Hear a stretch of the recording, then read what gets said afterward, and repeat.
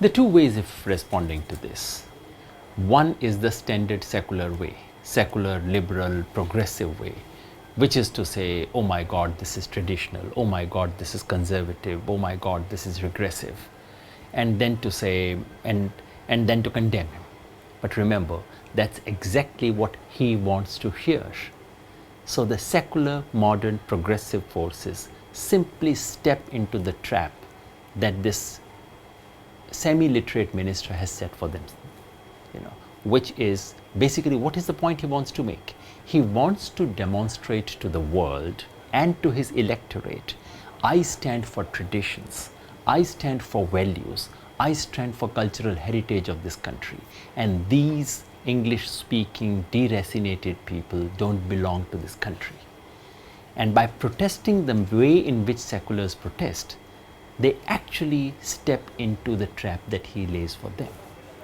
We need to come up with somewhat different argument. And it amazes me why secular progressive forces of this country do not use it. I mean, in a sense, it doesn't amaze me because I know why they don't, because they can't. The way to question the cultural minister is to say, Mr. Minister, you do not know India. You do not know its traditions. You do not know cultural values of this country.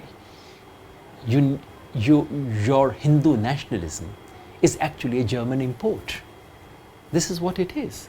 The very idea of Hindu nationalism is not Indian. It is straight away copied from Germany, right from their knicker upwards. Everything they do is a foreign import. Once we can begin to question those things, then we actually can come up with robust reasoning. Once we can say it's certain that our culture is not monolithic. Our culture offers various strands, that our culture has been liberal. The same Hinduism that you are so proud of, Mr. Mahesh, is actually a liberal tradition, that you don't belong to that tradition. Unless we come up with arguments of that kind, it won't click, it won't work.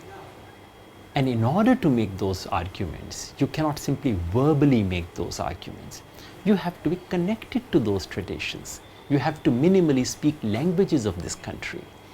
Simply by spouting English, by speaking the language of post-Enlightenment Europe, you cannot take on the danger that the culture minister of this country represents to the cultural traditions of this country. Those who oppose him must be seen to be inheritors of cultural heritage of this country.